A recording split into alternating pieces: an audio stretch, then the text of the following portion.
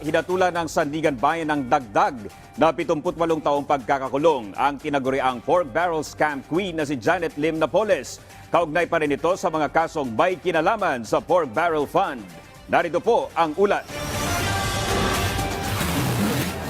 Kung pagsasama-samahin, posibleng hindi lamang isang siglo o 100 taon makukulong ang tinaguriang pork barrel scam queen na si Janet Lim Napoles. Sa pinakahuling hatol ng Sandigan Bayan kay Napoles, 78 hanggang 150 taong pagkakakulong ang desisyon ng Anti-Graft Court.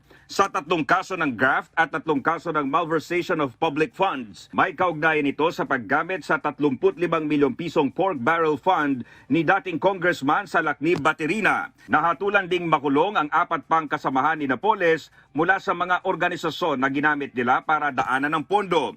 Pinawalang sala naman si Baterina, subalit inatasan siya ng korte na isole ang 35 milyong pisong nakuha ni Napoles sa kanyang pork barrel fund. Ito na ang ikatlong conviction ni Napoles ngayon lamang Oktubre. Noong nakaraang linggo, hinatulan din ng 2nd Division ng Sandigan Bayan si Napoles nang hindi bababa sa 66 na taong pagkakabilanggo. Nag-ugat naman ito sa iligal na paggamit sa 20 milyong pisong pork barrel ni dating South Cotabato Congressman Arthur Pingoy. October 3 naman nang ideklarang guilty si Napoles sa 9 na kaso ng corrupting a public official dahil sa pagtanggap ng kickbacks mula kay Congressman Edgar Valdez.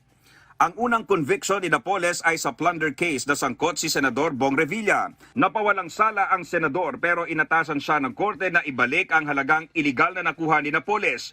Convicted din si Napoles sa mga kasong graft at malversation dahil sa paggamit ng pork barrel ni na dating Congressman Constantino Haraula at yumaong Congressman Douglas Cagas.